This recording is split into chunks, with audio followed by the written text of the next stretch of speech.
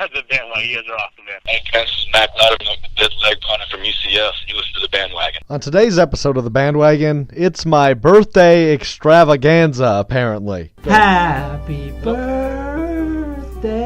dear Alex Strofe. Happy birthday to you. University of Central Florida punter and Mortel Award nominee Mac Loudermilk joins the show.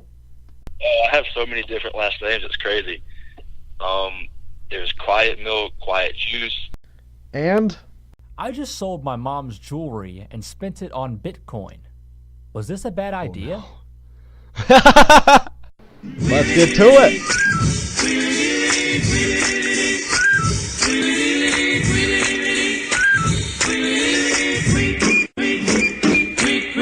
He rocks in the treetop all the day long, hopping and a bopping and a singing his song. All the little birds on Jaybird Street love to hear the robin go tweet, tweet, tweet. Rockin' Robin, tweet, tweet, rockin' Robin, tweet, tweet. Low rockin' Robin, 'cause we really What's going on, ladies and gentlemen? Today is Thursday, December 7th, 2017. Thank you so much for tuning in to today's edition of the Bandwagon Sports Podcast. As always, from a university in the middle of Wisconsin, my name is Alex Strofe. You can find me on Twitter at Alex_Strofe.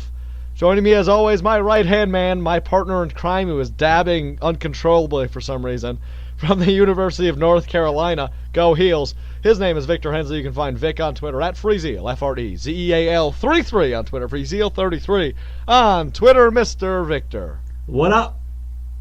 How you doing? I'm doing fantastic. Today is the day of my birth. Happy birthday. Ready? Everybody slow down. Hold on. Shh. Quiet. What's happening? Happy birthday to you. Happy birthday to you. We can stop it there. Happy birthday, dear Alex Strofe. Happy birthday to you.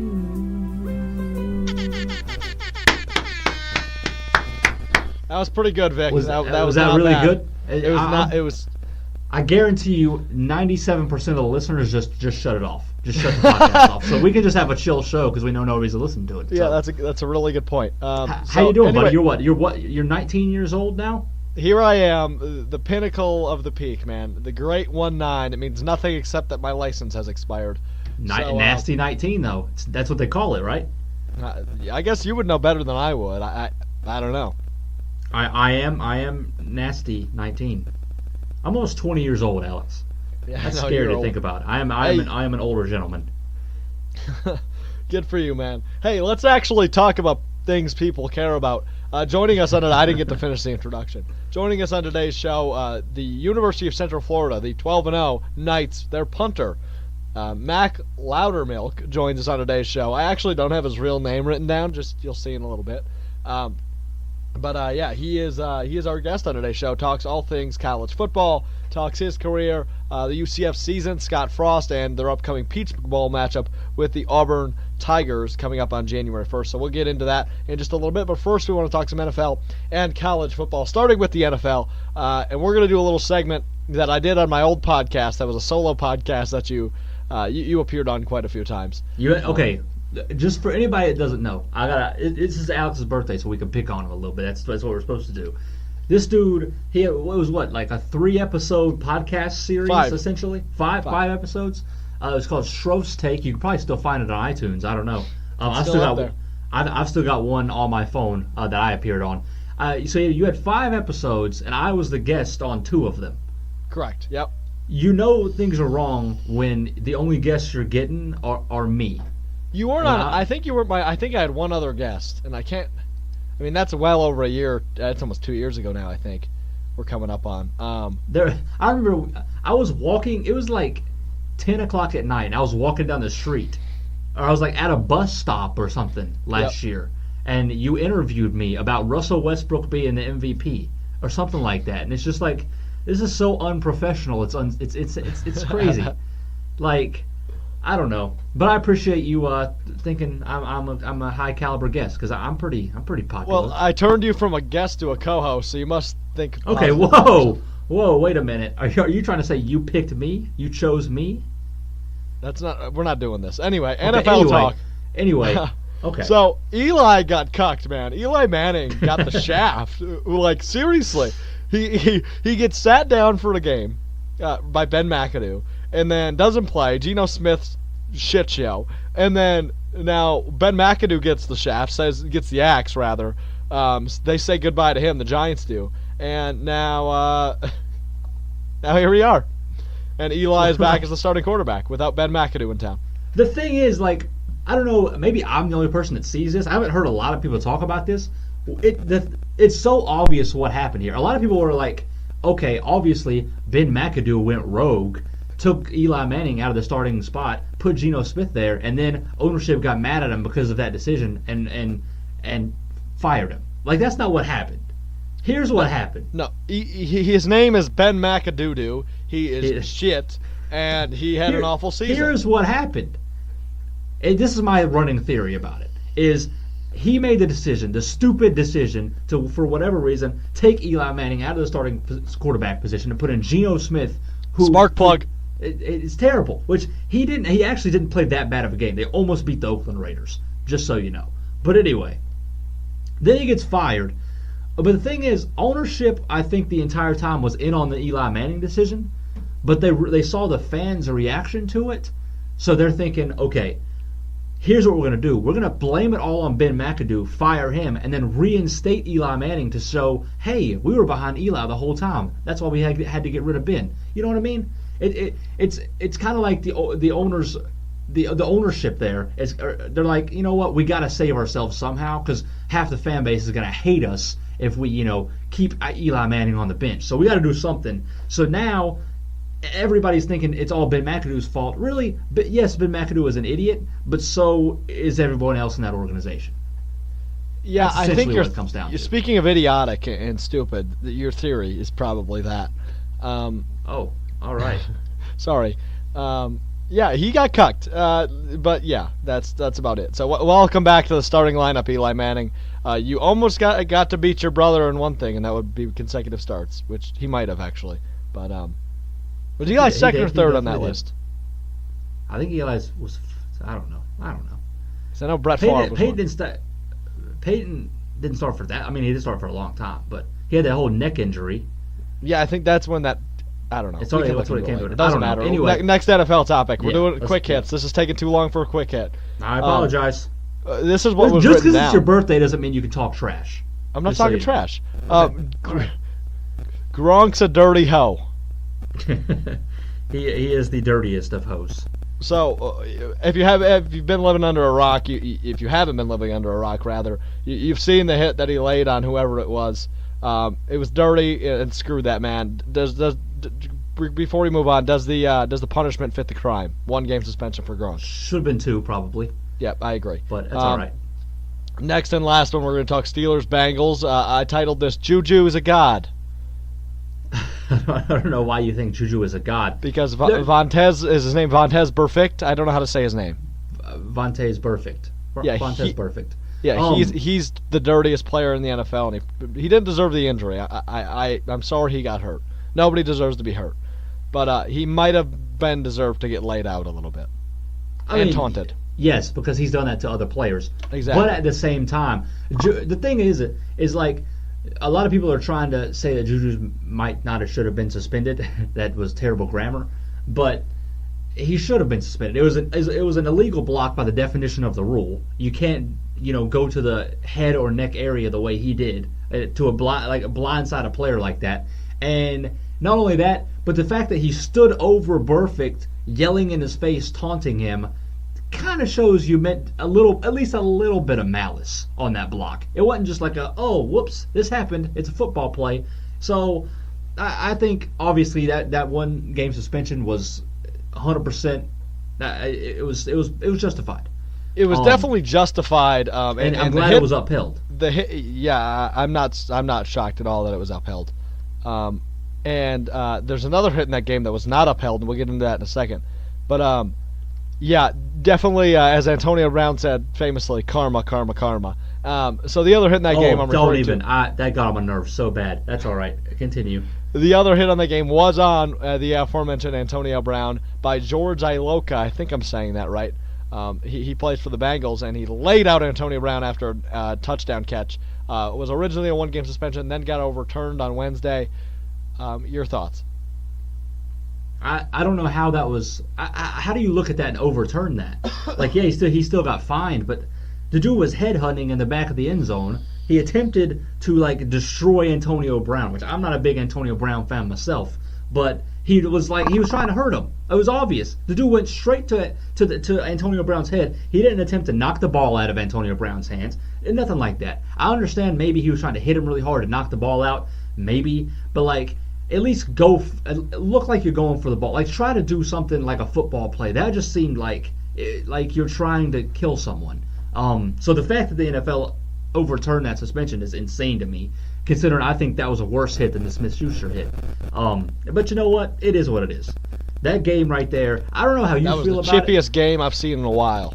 What did you enjoy the game? Because a lot of people think it was disturbing, and I'm kind of in that ballpark because it was a little too much for me. I didn't watch a whole lot of it. I watched more of the second half than the first half, so I saw a lot of the dirty stuff. I didn't see the Ryan Shazier play. Obviously, I saw it on the replays. But, yeah, given how scary that was, because nobody even hit him. It was just him jumping head first. I was surprised how chippy that game got after people saw that. Was it disturbing? I think just because of the Shazier, I think that's why it's being categorized as disturbing rather than because people are coming to the realization that that's a possibility, and that's why it was more categorized as disturbing rather than how Ben Roethlisberger described it as AFC North football. So, I guess the case could be made for both. I'm indifferent. In my opinion, it was a little disturbing. I mean, not in the sense that like, that makes me never want to watch football again. But I think it kind of like you said, it allowed people to come to this realization that this is kind of what football is. Like, a lot of people just kind of look at these hits and look at people playing the game and say it's not that bad. Nobody does anything wrong here. It's just a game. But then you look at, Joe Mixon being knocked out, Antonio Brown had his head almost knocked off his shoulders, Vontaze Burfict getting laid out, Ryan Shazier almost being paralyzed or looking like he could have been paralyzed. Like you look at this all happening in one game, most of it happening in one half. Yeah. It's like this is a little much. It's a little much. Yeah. So yes, it was AFC North football, which is in my opinion the hardest hitting, chippiest division in football. You're right. But it's also football. This happens often. Yeah. So I imagine we'll see things changing moving forward. Now, staying in football, going to college now, our friends at UCF unfortunately didn't make the cut. Your Final Four, if you haven't heard, Clemson at 1, they're facing Alabama 4, and Oklahoma and Georgia 2 in the other semifinal. Oklahoma at 2 and Georgia at 3. Your Heisman finalists, Baker Mayfield, and Baker Mayfield. He is the runaway winner, so he'll end up winning that this weekend. So I guess just real quick, the Final Four, I don't know if you're in the same category as me. The top 3 are obviously correct, Clemson, Oklahoma, Georgia, in that order. The 4th spot was the one up for grabs between Alabama, Ohio State, and even USC had some talk there. But obviously they weren't going to get that spot, and maybe even UCF, but nobody expected them to get past the top 10, which they didn't. They finished 12th. So Alabama gets that 4th spot. Are you okay with it? No. Not okay with it. So you're on the boat of the conference. I'm not going to bring up an argument that nobody's heard because everybody's heard the same argument that you and I would present. But you're in the boat that conference championships should be valued. Valued more than they were in this situation. It's not even just that. There's 2 teams I think should have made it ahead of Alabama. It's Ohio State and Central Florida. Yeah. Which this episode is going to be a lot of me gushing about Central Florida. Because that's my team. Like you have done in the past, yeah. Yeah, I'm a big UCF guy. But anyway, with Ohio State, and I think you can kind of attest to this because they beat your Badgers. They beat an undefeated team, a 12-0 team. Yep. They beat a team that was number 4th in the nation. They won their conference title. They played a harder schedule than Alabama. there's so many things to point to why Alabama shouldn't have made it. Alabama didn't even play on that Sunday or that Saturday. Or this past Saturday. They didn't do anything. They just sat at home and still moved up somehow. So Alabama didn't play anyone all year. They had one of the easiest schedules I've probably ever seen from a college football playoff team. They played like one top 15 team all year, and lost. Something like that, and lost to Auburn. I don't know the case. The only case you could make for Alabama over Ohio State is Ohio State had 2 losses, and one of them was to Iowa by 31. Yep. So obviously that's a huge loss. But in my opinion, I just don't see how you don't put Ohio State over Alabama, especially because I think we've all seen it in the past. The College Football Playoff Committee has put so much stock in conference championships. I mean, that's why, like TCU a couple years ago didn't make it because they didn't have a championship. So, like, I don't know how all of a sudden there's so much inconsistency with this committee, man. It's unreal. No, you're right, and you kind of made every argument that I could have made that hasn't already been made 100 times. So, you got it, bingo. I guess I have no more to add to that. I mean, I agree Ohio State should have been the 4th seed. Bama doesn't make sense to me. However, they're probably valuing the best teams because Alabama is always going to be a top 4 of the best teams in the nation. So they're probably going best teams over, what am I looking for? Accomplished teams probably when it comes to this by year. So whatever, so be it. Alabama, Clemson, what is this, Chapter 3 now? It should be a good one. I mean, it'll be a good one. Both games will be good. I'm a little upset with the way they handled everything. I don't disagree. UCF should have made it. UCF should have made it, Alex. You're probably right. And They're last year, undefeated. Western Michigan probably should have made it. I agree. And I think they should have. Although UCF did play harder teams than Western Michigan did. But, I mean, still. The one thing I want to bring up real quick. You mentioned Baker Mayfield being the likely Heisman Trophy winner, right? Do you remember a couple of months ago who the Heisman Trophy winner was going to be? Everybody said this guy was 100% the Heisman Trophy winner. Are you after about a month of the this season? Saquon Barkley?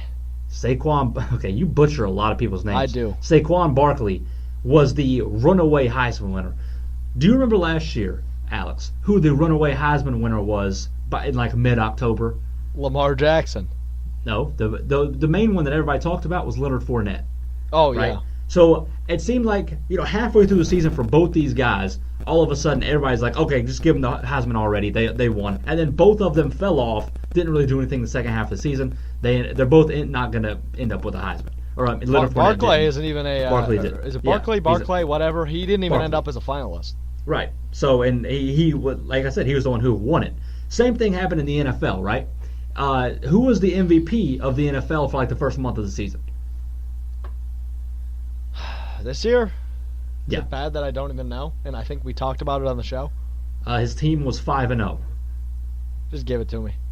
Alex Smith. Oh, Everybody yeah. talked And about now how he has Alex done Smith was nothing. playing Yeah, right. lights out. He hasn't done anything. So I mentioned earlier, this is about the NBA, about how overreactions, early season overreactions, I love them. They're great. It seems like every single year we throw this MVP talk or Heisman Trophy winner talk at this player, and they just don't pan out. So we just need to quit. You know what? Just how about we watch the games, analyze the teams as a whole, but don't try to pick MVPs and Heisman Trophy winners in September. You know what I mean? It's ridiculous. You're preaching to the choir, my man. You're preaching to the choir. Baker Mayfield's going to win the Heisman. He deserves it. Bryce Love and Lamar Jackson are great, just not nearly as good as he's been. Lamar Jackson did have a very good season that was overlooked a little bit, but we won't even talk about it because I watched him in person destroy my heels. Oh, did you? He had about 6 touchdowns total in that game. He's good. It wasn't fun for me. All right. Well, with that being said, we will come back after our interview with Mac Loudermilk, who is the punter of UCF. We come back with Bow Down, You Ask, We Answer, Take 5, and Jumping on a Bandwagon. But without further ado, ladies and gentlemen, the punter and Mortel Award finalist, UCF's Mac Loudermilk. We are joined now by a very special guest, a man who gets to say he went undefeated and gets to use the peach emoji every day for the next month, and we'll get into that. He is up for the Mortel Award, which is the best holder in the nation, and I'm sure he'll win that. That's tonight, December 7th, I think that'll be announced both on the Mortel Award Twitter and on ESPN. I'm sure we'll see a little spot. His name he probably has the best last name in all of college football, which is actually the main reason I became a fan of his. And then obviously that great game against Memphis this past week. I'll stop talking. I'll introduce him. The man, the myth, the legend, the punter of the undefeated UCF Knights, Mr. Mac Loudermilk. Mac, thank you so much for joining us today on the Bandwagon. Well, thanks for having me. So I guess let's start where we ended. I mean, you guys finished the season as the only undefeated team in NCAA Division I. How awesome was that, and how, I guess, amazing of a season was it for you guys from your perspective? It was an amazing ride because, honestly, no one ever thinks that a team's going to turn it around from being 0-12 to 12-0 within a 2 right. years span. I mean, we made history this year, and kind of like fuel for that fire was we heard like all the conference predictions and stuff at the beginning of the season, how we were picked to finish 3rd or 4th in the division. And I mean, with us, we just felt like we kind of got shorted out a little bit on that end. And so we just kind of had the attitude that the whole season is go there and prove people wrong, you know? No one expects us to be good, but we have the people, we have the athletes, so there's no reason that we can't be 12-0. So. Well, okay, so we're just going to jump right into it because I'm upset. We've been, on this show, we've talked about it a few different times. I've been saying that if UCF goes undefeated, they should make the college football playoff. I've been saying that for probably the last month and a half, something like that. Because I love watching you guys play. The offense is amazing. I mean, y'all drop like 70 points a game. It's unreal.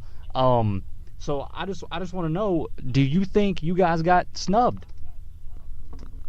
I think a little bit we did. I mean, I think that in order for you to go to the college playoff in itself, you should win your conference, quite honestly. That's what I believe. And I think that if you win all your games in the season, then you should be given a chance. I mean, why not? Just at least be able to prove yourself. Right. And that's something Vic has mentioned a lot. And Vic, I'm pretty sure that's what you're about to say there. Sorry for cutting you off. But it's something Vic has said. You guys did nothing wrong. You never lost a game like every team that's in the playoff did. So I think it's very fair to make the argument, even though you guys aren't in one of the Big Five conferences, you probably should get into the top 4, correct? I think so. At least give it a shot. Right, exactly. That's the way we look at it as well. I think. I mean, it's just common sense, right? Yeah. And one of the things I've noticed is like, or what I've really wondered about is if you're a player for somebody that's not in the Power 5, so like you for example, or any of your teammates, do you ever like go into a season and think, okay, if we go undefeated, there's still no way we can make the playoff? I mean, is it kind of like deflating to you guys a little bit? No, not really. I mean, honestly, that was one of our main goals this year, was to make the playoffs. We had 4 championships that we wanted to win. We wanted to win conference, our division, our conference, whatever bowl game we played in, and then the national championship. That was our four goals for this year. So we thought we had a chance. We knew we had the athletes. We just put our minds to it that there's just 1 week at a time, take it as it comes. We can control what we control and just keep winning, and hopefully this works itself out. But that didn't really happen this year, I don't think. So. I mean, what was your reaction when, every time, the rankings would come out, you guys would be, right. 14, 15, something like that. I mean, did you ever say, okay, we're 10-0, like we deserve some respect? Yeah, when the first rankings came out, I saw we were 18. I went on my Twitter and said, hey, at college football, have you been watching at all this year? Just asking for a friend. And so just asking for a friend, yeah. Yeah, so that kind of got some attention. But I mean, I wish we could have went to the playoff. I don't think unless we're in that Power 5 conference type thing, I feel like there's not really a whole lot of hope for the smaller conferences, which doesn't really make a whole lot of sense to me. Right. No, and I agree. And this is the last question I'll ask about the playoff, and then we'll move on to more fun stuff and get away from a conversation that probably pisses all 3 of us off. But being a player in the NCAA, where Vic and I are obviously just guys sitting behind microphones that people call us keyboard warriors and whatnot. I want your honest opinion. I mean, we've heard a lot of speculation where maybe the NCAA should beef it up to an 18 playoff, give the 5 conference winners in, and then 3 at-larges, where I assume UCF probably would have gotten one of those 3 final spots. Do you feel as if the playoff system should expand to an 8, even 16 team playoff? Yeah, I think so. I mean, I think if there's a team like us who has won all their games, whether you're in the big conference or a smaller conference, you deserve a shot. I mean, because you have to be a good team to go 12-0. Right, exactly. It's not just a fluke thing. You have to have the athletes, you got to have the players, you got to have good coaching, good game plans, and good execution for that to happen. And I think as long as the team proves that they can do that throughout the season, they deserve a shot. So let's get away from that. Like I said, let's completely move on. I mean, you've got the luscious beard, you've got the luscious hair, and so I guess let's ask about that, because when you look up your name on Google Images, you have like a clean-cut high school kid on 24/7 Sports, and then this year you got the beard, you got the I mean, who could we compare you to? You got the beautiful hair. So explain why. Is it a victory beard? You're not shaving until you lose, or how's that going? No, I just started growing my beard out in the spring semester. I just never really got around to shaving it. And, I planned on shaving it like around week 3 or 4, at least trim it up some. But then we were winning, so I mean, I'm a superstitious guy, so I don't want to change anything that's working. So I just said, forget it. Just kept on growing it. So I guess that leads me to another superstition that you might have. Matt Marshall, who I believe covers UCF, he tweeted out a picture of you back in August, and he said, punter Mac Loudermilk has been wearing this T-shirt every day at practice. Hashtag punters are people. And it was a picture of you with a wolf cutoff, and it was like this badass wolf, like bright blue eyes. Explain that to me. That shirt was actually from freshman year, my very first year. We all went to Panama City and went to Walmart and bought just cheap T-shirts and made them into tank tops. And those were our spirit animals. And so I decided that was going to be my camp shirt this year. So I wore it every day through camp for about a month straight.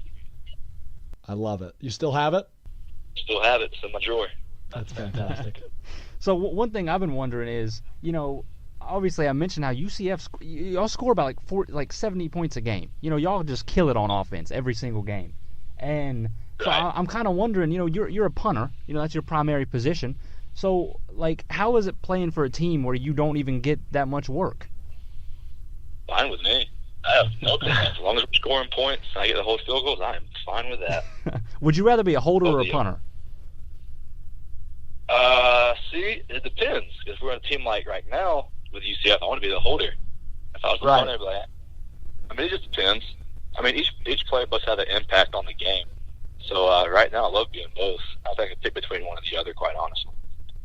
So basically everywhere I look, Mac, other than like the official roster where it just has you as a punter, it says you're like a punter, tight end, linebacker, quarterback. You're a man. Are you positionless on the football field? I think I could be if I really trained. I haven't really done any agilities or speed work in about 7 or 8 months. But when I first came out of high school, I was a dual threat quarterback and a tight end. And so a lot of the schools were offering me as a tight end / punter. And so when I came here, they kind of told me to calm down with the tight end stuff and just work on my punting. And so whenever Coach Frost came in, he brought everybody into his office one-on-one. I pretty much told him the story. I was like, I got recruited to play tight end and punter. I never really got a shot at tight end. So if I can get a shot, that'd be cool. And if I can't do it, that's fine. Let's go back to punting and not even worry about it. And so he gave me a shot 2 springs ago, and I actually ended up catching a touchdown pass on a vert. So that was probably one of my highlights of my college career. So.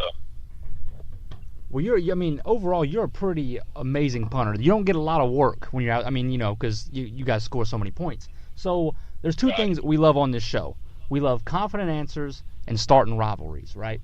So I just want to ask you, of the teams, the 4 teams that are in the college football playoff, are you better than every single punter on those teams?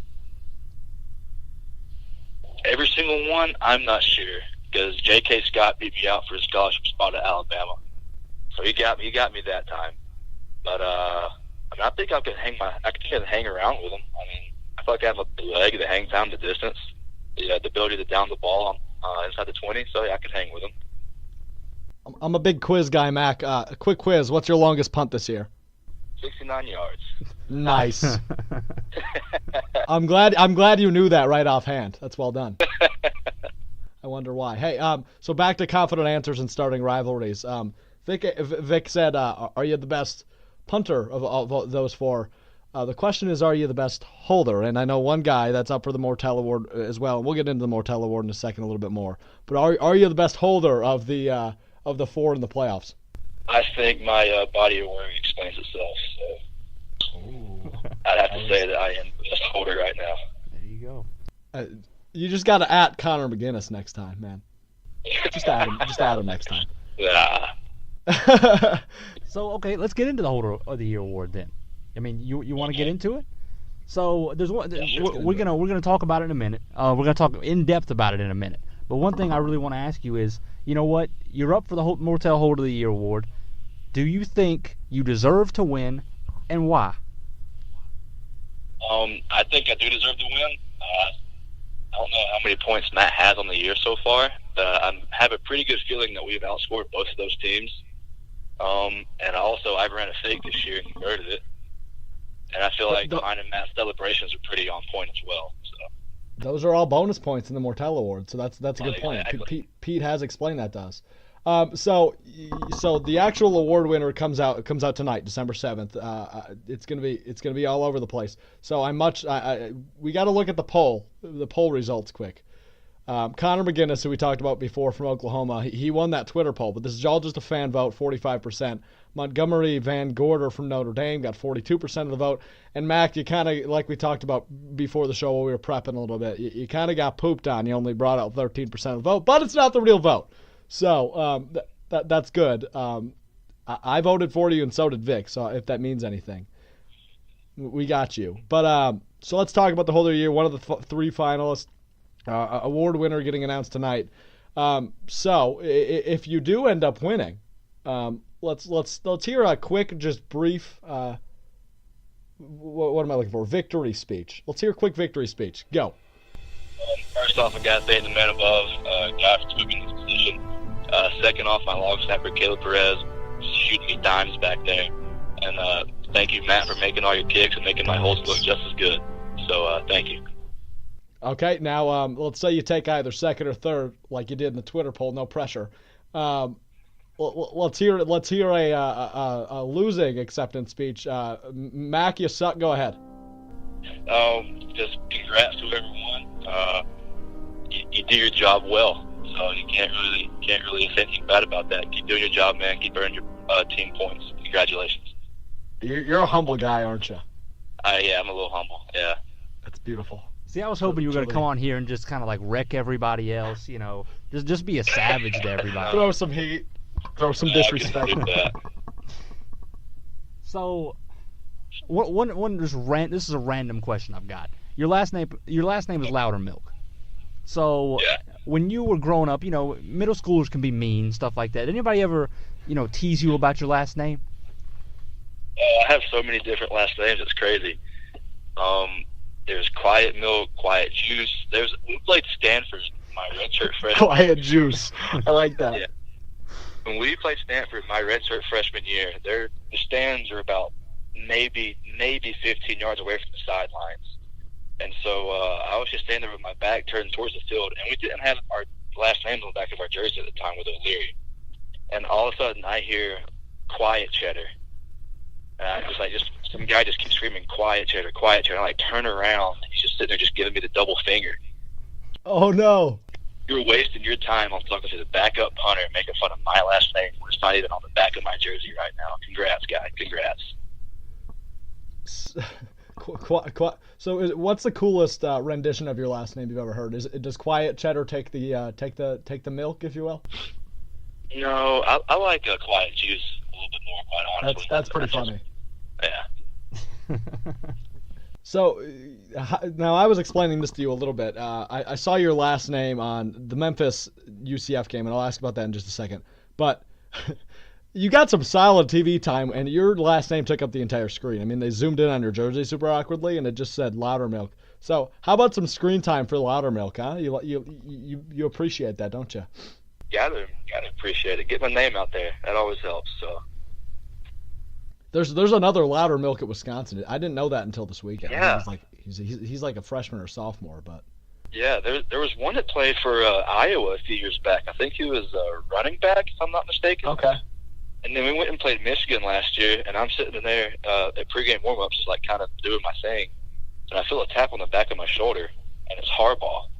And he goes, so do you know, I forget, so-and-so Loudermilk? And I was like, quite honestly, no, but we're probably related somehow with our last name. So apparently you played with him in the league for about 3 or 4 years. There you go. Well, then here's my question. I mean, we like starting rivalries and confident answers and whatnot. Are you the best Loudermilk to ever play the game of football? I think so. Yeah. Yes. He is up for a national award. Let's not forget that. Pretty big deal. So I said I'd ask about it. We'll get into it. Just a couple more questions for you. We gotta ask about the whole coaching situation too. But we'll end with that. But I do want to ask about the game that happened this past weekend.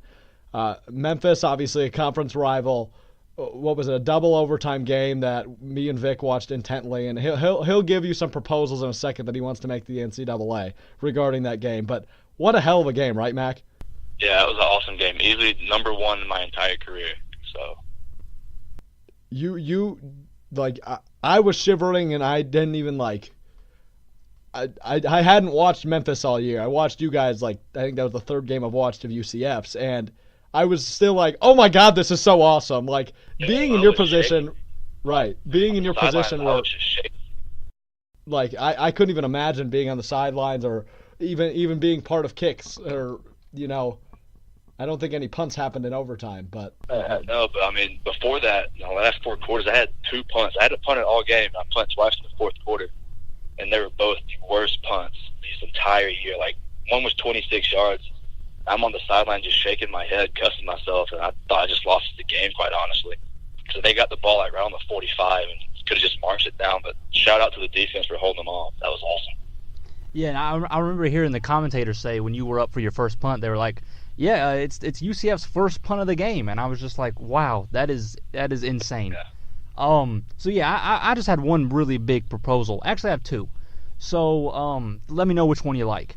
So my first proposal, I'm gonna formally write a letter to the NCAA and request that every single bowl game this season, so all 40 of them, however many bowls there are, I just want it to be right. UCF Memphis over and over and over. So you guys will just travel to different cities and just play each other like 40 different times. How does that sound?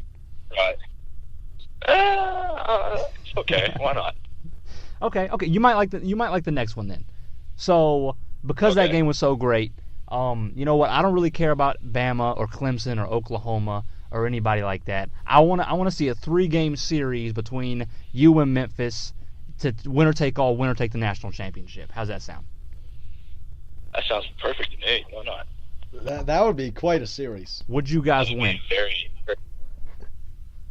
Oh yeah, they'd win. I'll answer that one for them. Oh yeah, they'd win. Yeah, They're 2-0 already. They're 2-0 already. Yeah, You got that. Let's keep it going. I do want to ask about Scott Frost. So obviously he just got announced as Coach of the Year. He turned this program around. Awesome coach. You've said nothing but great things about him so far in this interview. But obviously he is leaving, going back to Nebraska. So I guess the first thing I want to know is this kind of blew up Twitter, and this was a big thing. This was announced during your game against Memphis on Saturday. So was he able to tell you guys that he was going back before the news broke, or was this after the game, or how did you guys find out? I found out because when we got back into our locker room after the game, I saw where they had released it before halftime, but before overtime even started. Yeah, they did. A time release. I think that's quite classic because somebody from Nebraska had to leak that information to ESPN.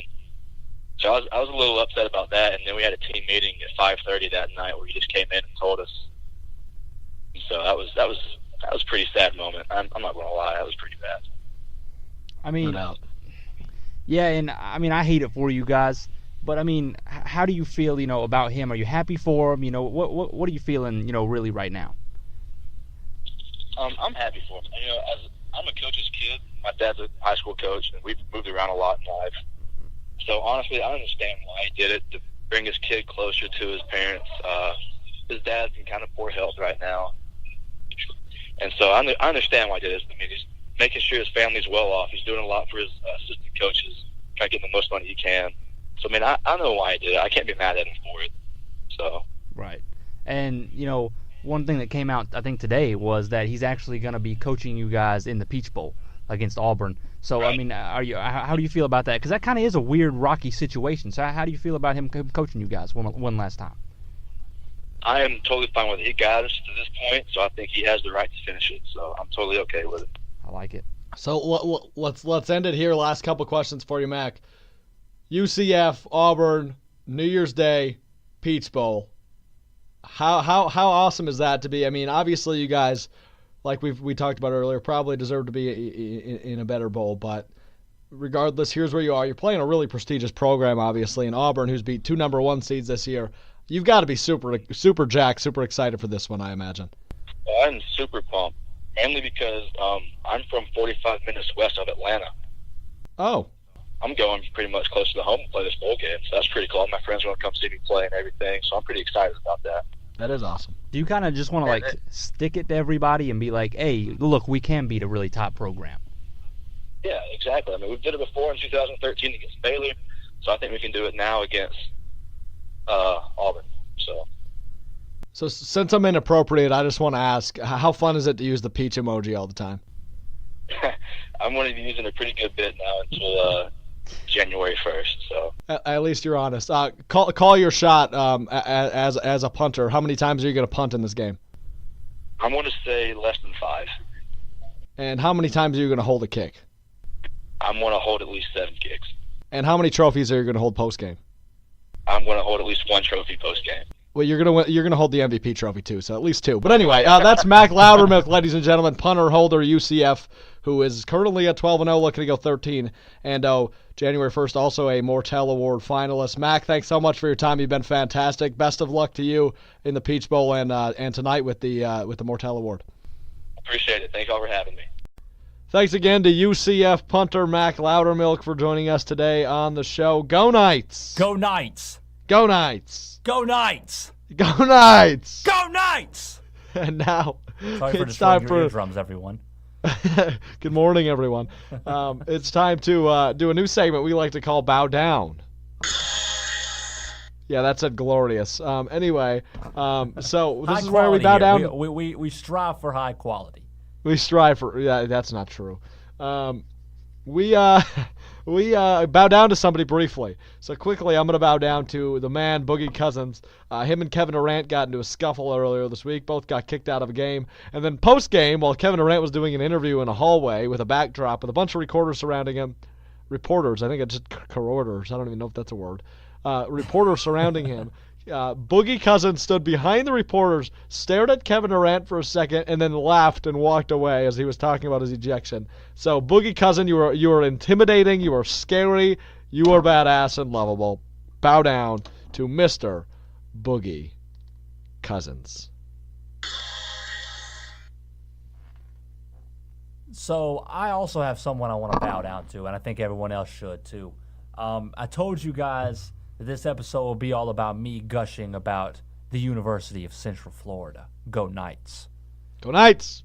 So I'm bowing down, and I want everyone else to bow down to Coach Scott Frost. The coach of the year. Turning a program from 0-12 to 12-0. The man, the myth, the legend, Mr. Frost, former and future Cornhusker. You know what? You did a great job at UCF, Scott. You killed it. Your team should have made the playoff. I'm still going to petition the NCAA to let you and Memphis play a 3-game series. I know me and you have been in talks about that. So, yeah, you're great. Keep doing what you're doing. Good luck in Nebraska. Go Knights. Go Knights! So let's move on. Probably my favorite segment these days. It's a fun one because I'm going to let you introduce it. So if you're not familiar with the show, there's a segment we do called You Ask, We Answer. And it's where we go to the epitome of knowledge, Yahoo Answers, and we just gather a bunch of questions from, people outside in the universe. We want to hear what everyone has to ask. We consider ourselves very intelligent humans, so we're actually above average in intelligence. So we want to help all of you normal intelligence people, the average people out there. We want to help you guys, get the answers to the questions that you want to know. You know what I mean? So we've got a few here. Our first question is pretty simple. It's a historical question.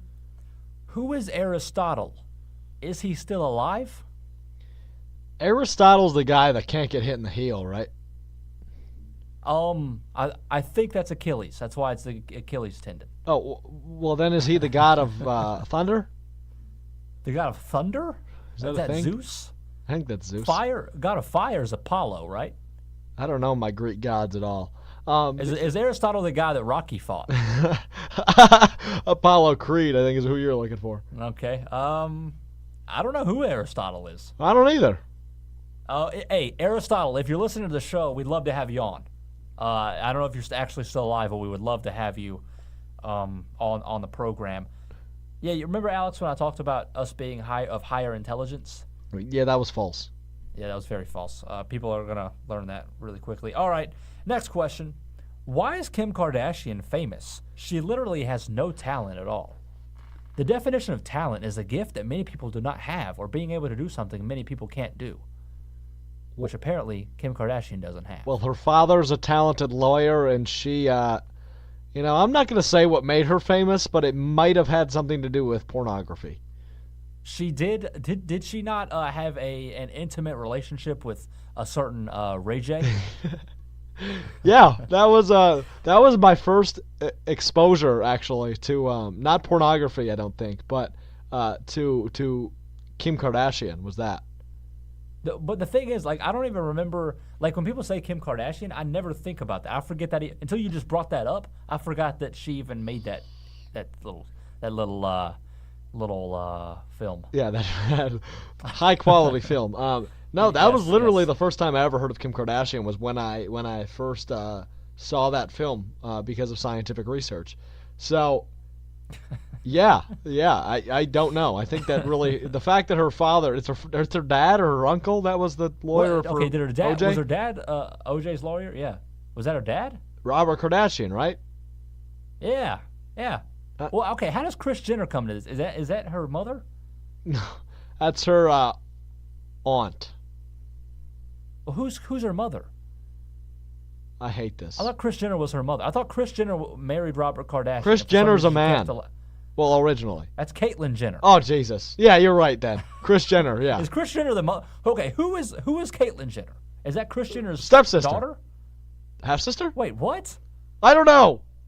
Who's Kylie's parents? I don't watch this show. I don't care, but we know it, dude. It's like ingrained in our the fabric of our society. We need to know this. This is like life or death situation type The stuff fabric of our society is the Kardashian family. That's why we're probably going to die soon. Next up, do you think Christmas music is annoying? Yes. Well, okay, when is a good time to start playing Christmas music? December 20th. I love you. That's exactly what I think. Or the 24th. One of those. 24th is probably days. too late. I'll give you a week. I'll give you a week and a half. You can go through New Year's as well.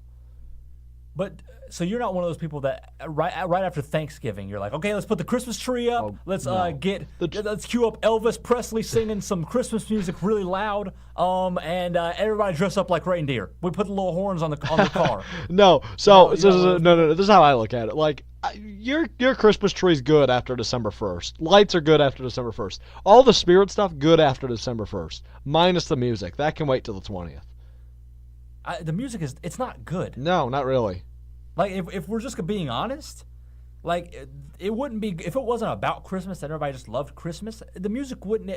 Nobody would ever like it. Christmas music just isn't my style. I think it just doesn't fit my personality well. It's just too like jolly. I hate happiness. Next, do you wash fruits and vegetables with soap? What? You never get your apple and just squirt it with some Dawn? Yeah, love your mother. Oh, that got weird. Yeah, I did. No, I do not put Dawn soap on my fruits and vegetables. That's a bad question. That is a stupid individual. That just seems excessive.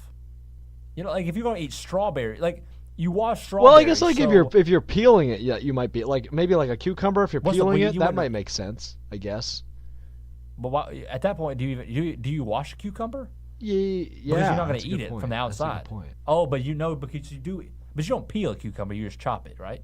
I guess you could peel a cucumber. Yeah, you can peel. Like I've seen it peeled for salads and stuff, but no, that's not my style. It's not my style either. Anyway, next up, this is a good one. This might make us think a little bit. In one sentence, how would you sum up the internet? Where dreams become a reality. Wow, you just sold me on the internet. You're welcome. Mine was gonna be where hell meets earth. Ooh. Like that kind of thing. It was gonna be something like I that. like that. The internet is a terrible place. Yeah, you don't like it very much. Yeah, it's not good. Next up, this is a good one. It's very relevant to the show. Those of you who really wanted some sports talk, which we haven't really given you the last couple minutes, should the Cleveland Browns just fold? They are the worst organization in all of professional sports, and there doesn't appear to be any end in sight. Should they just end their own misery? So they're asking if the Cleveland Browns should commit suicide. Essentially. You know, now that we've brought this on the show, my Packers are going to lose them this week. So I'm going to say no. They should stay intact. Do you think that the Packers were really going to lose to the Cleveland Browns? I hope not. That would be bad. If they get their first win against you guys, that's not a good thing. I don't think the Cleveland Browns should fold. Yeah, I don't either. We need the Cleveland Browns. Well, you say that as an AFC North Ravens fan, yeah. That's true. Yeah, we definitely need those 2 wins a year for sure. No, it's just we need somebody to suck. You know, for so long we needed the Chicago Cubs because you knew, if nothing else, the Cubs suck, the Browns suck. If everything else is chaotic in the world, we know for a fact the Browns are still going to go winless and whatnot. You know what? It just makes us feel good. So, I think to test, how unchaotic the world is, I think you need the Browns. Once the Browns fold, I think the apocalypse happens at that point. Or once the Browns start being good or once they just go away as an organization because we need them. Before we get to our last question, I want to quickly talk to you guys about Podbean. If you're looking to start a podcast, it's super easy. I mean, look at Vic and I. We did it. Victor and I have used tons of different services to host our podcast, but none have been anywhere near Podbean. If you're interested in starting a podcast, get 1 month completely free. That is completely free hosting with Podbean. Just go to podbean.com/bandwagon. That's podbean.com/bandwagon, BANWGAGON. I think I just spelled bandwagon without a D. It's band and wagon. I'm not good at spelling. Podbean.com/bandwagon for 1 month of hosting on Podbean, completely free. If you hate it, you stop, go find another service, or just tell your podcast it's done with. 1 month, entire hosting, everything completely free. Podbean.com/bandwagon. Podbean, the easiest, most affordable option to get started in podcasting. And now to our final question. This is a good one, Alex. I promise. I just sold my mom's jewelry and spent it on Bitcoin. Was this a bad idea? No.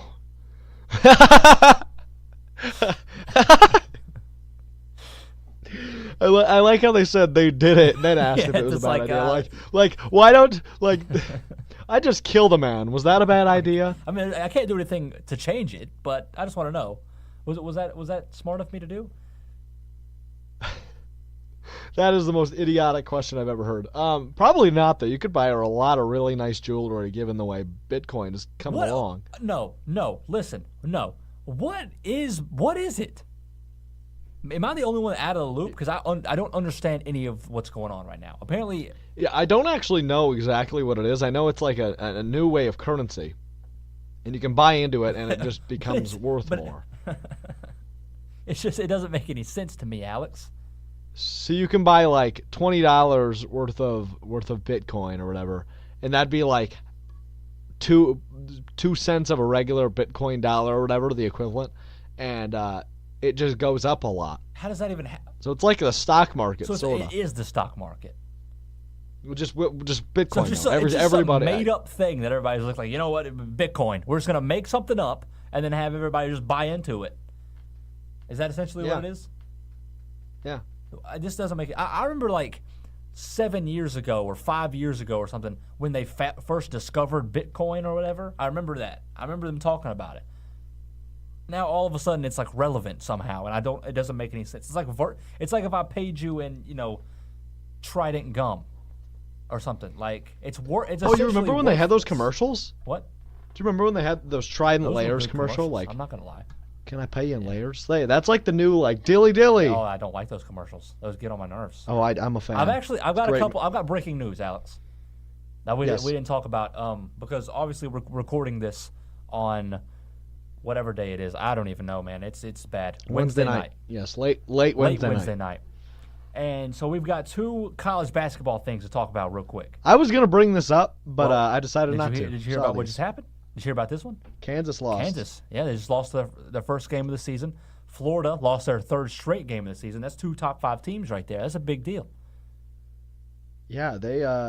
I was gonna tell you, this is gonna be a weird year. It is gonna be a weird in year. college basketball. It seems like everybody else is gonna be just like hectic and chaotic and everything. We don't know what's gonna happen, and then like Duke's gonna go undefeated. Essentially, something like Duke's that. You're really probably good. And it seems like everybody who is like number 5 in the country, or like it seems like everybody who's in the top 5 just like all of a sudden goes on like a bad losing streak. Like Arizona lost 3 straight, Florida lost 3 straight. Something's up with the top 5. Who's next? And Wisconsin is terrible this year. Move on. Kansas is now going to lose the next 2. So they're going to lose 3 straight as well. That's just my bold prediction. So yeah, that's my little college basketball update. Everyone who listening to this by now probably already knows what happened, but I'm in shock right now. So yes, you are.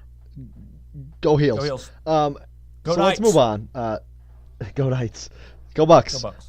So we are entering the last day, it seems like, of that Tennessee coaching search that was kind of hectic, as Alabama defensive coordinator Jeremy Pruitt will probably be named the head coach of Tennessee football. But not so fast, Volunteers. Victor and I have some suggestions. So our take 5 today is who should be the next head coach of Tennessee football, because when we decided this would be our take 5, Jeremy Pruitt was not even in talks yet. So here we are, ruining our take 5, but let's take 5. And as always, you go first. All right, my number 5, my 5th best option for the Tennessee Volunteers head coach, my friend Alex Strofe. Oh, I think you would be you'd be a perfect fit there. I know you're young, but I think you can do it. Do you think I don't really have any experience playing nor coaching football. You think I would be okay with that? Yes, perfectly fine, because I'm pretty sure Butch Jones also had no experience when he was the last Tennessee coach. So I think you're okay. He didn't act like he had any experience anyway. But I will say this. You are very good, I think, at motivating people. You inspire people, right? So thank you. Yeah, of course. It's your birthday. I got to say nice things, even though it pains me. But you're very good at motivating people. So I feel like you could be some type of Ray Lewis-like head coach. I could see you getting fired up. Everybody would kind of make fun of you behind your back because it's like, why is this tall, skinny white kid trying to yell at me? But it would be nice. I think you would do well. You might win like 4 games next season. So that's impressive. Just like they did this season, I think. Yeah, something like that. So hey, there you go. So my number 5 is kind of they do a big 3 style, like Allen Iverson type. Ooh. Their quarterback, Jarrett Guarantano, if he doesn't transfer because he's a redshirt freshman, does a player coach. He's the new head coach. Ooh, that's a good thought. Yeah, that's smart. Thank you. Worked. It worked with Pete Rose on Cincinnati Reds. He was a player manager. There you go. So and Allen Iverson was not bad in Big 3. His team didn't win anything, but you're right. Yeah. Okay. My number fine. 4 Continue. is this. Other than the fact that he just sounds like the most Southern person ever, and it's just great. I can talk about his accent because I'm also Southern, as you can tell. Randy Moss. Could you just see him standing in Tennessee orange, just like screaming, like, you know, with his really big twang? Like I could just, that would be great. That's not a bad one, Vic. See, there you go. I'm good at this. You before the show, you thought that yours would be better than mine. I don't think they are. We'll see, man. I still got some good ones. My next one is a man who is looking for employment. We talked about him earlier in the show. Ben McAdoo. He's on the market. I think if there's one person who doesn't fit into SEC football, it's Ben McAdoo. Yeah, with you're probably hair. right. Yeah, that doesn't work. So I'm Saban's got chalk slick that back up as a hair, loss buddy. for you. My number 3, here's a good one. You ready? He and his brother are big fans of Tennessee. They got into a couple bar fights while they were there. Not Rex, but Rob Ryan. Rob Ryan's first ever head coaching job at Tennessee. That's not bad. I think it's great. It's a match made in heaven. See, I have an even better one at my number 3. Okay. Another match made in heaven because he went here. Probably the most famous alumni that's not an athlete of Tennessee's history, former Vice President Al Gore. Uh-oh. Yep, head coach. I bet he could do well. That would be fun. I think it would be exciting to see how he related to the players because he's like 70 years old at this point. he's old. You're right. Yes, I don't know how well that would work. He's been in Washington D.C. forever. He's been out of Tennessee. Anyway, here's a good one. Speaking of Washington D.C., I've also got a politician, the Zodiac killer himself, Ted Cruz. Ooh, how would that look? That's weird that we both have presidential candidates, but yes. Yeah, he would be fun. No, he wouldn't be. That's You're actually wrong. kind of scary to think about. I have another former Tennessee player at number 2. This is going to swing right in because I think this might be his last season in the NFL. Uh-oh. Tight end Jason Witten. Ooh, he's already been kind of considered. That's the thing. Has he? They've talked about that a little bit. Yeah. I haven't even heard that. You hadn't That's heard that at incredible. all? Yeah, No. I don't think they haven't reached out to him or anything. I don't think, but that's been like a big thing. It's like, oh, what if Jason Witten goes to Tennessee? He's going to play forever, so that's probably not going to happen. Yep, you're right. So my number 1, you especially bragged that your number 1 was better than mine, and I am going to go ahead and tell you,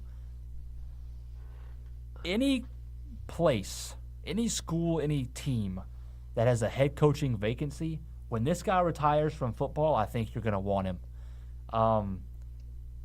Phillip Rivers. I mean, how you imagine Phillip Rivers on the sideline of an SEC football game. I mean, that's actually pretty genius. He would scream. Oh, he would get mad at everybody. Oh, Phillip Rivers. Oh, he's a future high school football coach. Oh, he's like middle school, I think. Okay. Because he'll take it so seriously, and he'll everybody's be just punting dude, 6th graders. Yeah. Yeah, he's probably gonna. You remember? What was that guy? What was that guy's name? That Rutgers head coach, Mike. You remember that when the basketball coach, Mike Rice. Mike what is Rice, that? I think. Yes. Yeah, who got fired for abusing players or something? That's gonna be Phillip Rivers in middle school. Yes, I believe it's not that he's abusive. Him. He's just very passionate about what he does. Nice. Yeah, that's not bad. I like that. Thanks. My number 1's a little bit better. So, speaking of high school and middle school, you'll see this a lot at these levels where there's 2 head coaches, like best friends that are dads, coaching together. So one of these individuals has ties with Tennessee University, and his best friend's going to come along with him and be the co-head coach. Okay. Peyton Manning and Papa John are the new head coaches at Tennessee University. Well, the good thing for Papa John is it's not the NFL, so he can't get angry about everything. Yep. So I think that's perfect. Yeah, match made in heaven right there. Tennessee and Papa John. In heaven. Is there any chance that Peyton Manning and Papa John eventually marry one another? Well, didn't they kiss after Peyton Manning won the Super Bowl? There's a chance. That was weird. I don't weird. remember that. But I do. There's a chance. I think they legitimately kissed on the lips.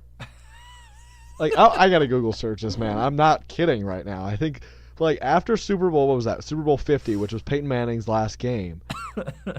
Him and Peyton Manning shared a kiss on the lips. Did they smooch a little bit?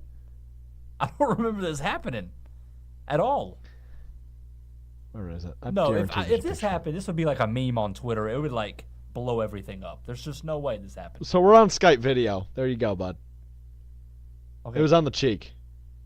Oh, that's so sweet. They did a little Italian thing, Yeah, that's nice. You pretty much just were when you thought about that, you were like, yeah, they French kissed, and it's just no, they just kissed on the cheek, Alex. It's not that twice though, both cheeks. Okay. All right. So anyway, back to the last segment of the show we go. The staple, the jumping on a bandwagon. Mine's really simple today. This might take me 10 seconds. Okay.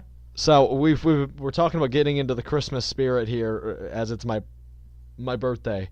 I saw something earlier today, and it was a picture of two houses. On the right, you had a picture totally decked out and like probably hundreds of dollars of electricity bill, lights, like just super awesome. And then the house on the left just had some lights on their front yard making letters, and it said Ditto, pointing to the right, the house on the right. So I'm jumping on the bandwagon of Ditto. Ditto's like the thing when you're just too lazy and you're just like, I lit Ditto. You know, it's just like the lazy word. So I you're respect right. that, Alex. I really respect that. Thank you, my friend. My bandwagon is in honor of you. You've been my partner for a long time. We've been through a lot together, and I just want to say thank you for being by my side for so long. But I'm gonna have to piss you off real quick because my bandwagon. I'm jumping on the bandwagon of he who shall not be named. Oh boy. This is a man who we've talked about for a long time. The media's talked about him for a long time. And now all of a sudden, shows like ours are saying, you know what? We don't want to talk about I'm it. hanging up the headphones, walking away, not listening to this. We don't want to talk You're going to have to about wave this me guy, down right? when you're done because At I'm this not point, listening to this. People don't even want to say his name anymore. So I'm jumping on the bandwagon of he who shall not be named as Alex walks away. LeVar Ball, man. What's going on with LeVar Ball? Nobody wants to talk about him. You know what? People, other than ESPN, we're going to leave ESPN aside, but nobody wants to talk about this guy. All of a sudden, he's like, you know, the guy, like he's like Voldemort. You know, I'm not afraid to say his name. LeVar Ball, LeVar Ball, LeVar Ball. I'll say it as many times as I need to say it. I'm going to go on a little bit of a rant here. I'm not jumping on his bandwagon, right? I'm jumping on the bandwagon of the being scared to talk about LeVar Ball kind of thing. I don't know what the media is doing. I don't get it. You know what? We got to talk about LeVar because the thing is, he's kind of messing with his kids' lives, right? Alex, do you agree? He's kind of messing with his kids' lives a little bit? He's really not there. He left. He is gone. But yeah, I'm jumping on the bandwagon of he who should not be named. We got to talk about LeVar Ball at some point. He's a spectacle. You know what? The media created this monster, and now they just abandoned it. It's kind of like Victor Frankenstein leaving his monster. You know, that he just like threw him in the woods and was like, I can't deal with this anymore. That's kind of like what the media's doing. That's what the Lakers are doing. They're not letting the media speak to him. Multiple radio shows are refusing to have him on or even to really speak about him. Alex Strofe, before the show, said, you know what, Victor, we cannot talk about LeVar Ball. I got to talk about him. I don't know why he's pulling his kids out of high school, out of college, trying to get them to go, you know, overseas to play basketball. They need to get an education. They need to develop as basketball players, right? And they're not developing as basketball players sitting at home with LeVar or, you know, in Slovakia somewhere. Like, I guess they kind of can develop, but, like, let them develop. Let them be around Lonzo. Let them be at UCLA if they get scholarships. You know what I mean? Let them develop. Let these kids develop. Are you done? Potential. Are you done? Are either one of them going to be NBA superstars? You're done. Probably not. You're done. Let them develop. You're done. Right? You're so done. I'm jumping on the bandwagon of he or should not be named. We got to speak about this guy since y'all created this monster. Thank you. Thank you so much for turning into this birthday extravaganza that turned into the worst birthday gift of all time. Happy birthday, Alex Strofe. We love you. Everybody, man. Hey, everybody, review this show and tell us how much you love Alex Strofe. Happy birthday. Thanks again to Mac Loudermilk of UCF. Go Knights. Go Knights. And thank you, Victor, for all your birthday wishes and for being my partner. I appreciate you on the anniversary of my 19th year on Earth. There you go. Check it out. Love you guys. Talk to you soon. Yes, sir. Bye-bye. What up, Miss C? It's your boy V Han. And A-Tobe 2014. And this is Stone. Let's go. Yeah. That's right. Yeah. One day I was walking Down the street. I was really thirsty. So I went to Pete's. I had a big glass of water. Then I had to pee. So I ran all the way home. And I opened up the door. I went straight to the potty. My bladder couldn't hold it anymore. I lifted up the seat. But then I began to pee. It went from the kidneys to the ureters, down to the bladder, where it all matters, then through the urethra, where I'll have to release you. out the urinary meatus, Then it exits our penis.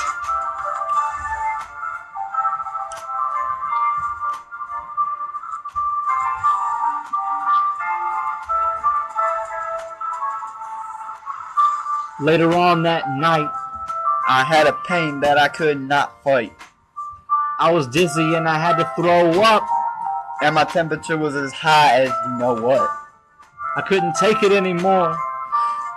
So I had to go to the doctor. Yeah, I got checked out.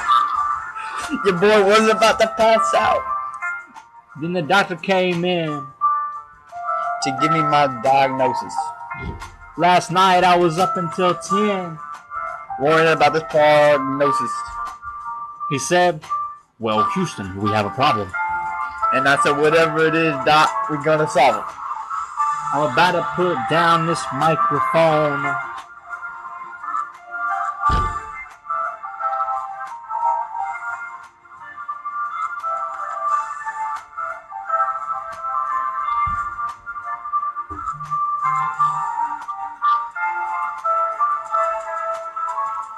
It was a kidney stone. And we out.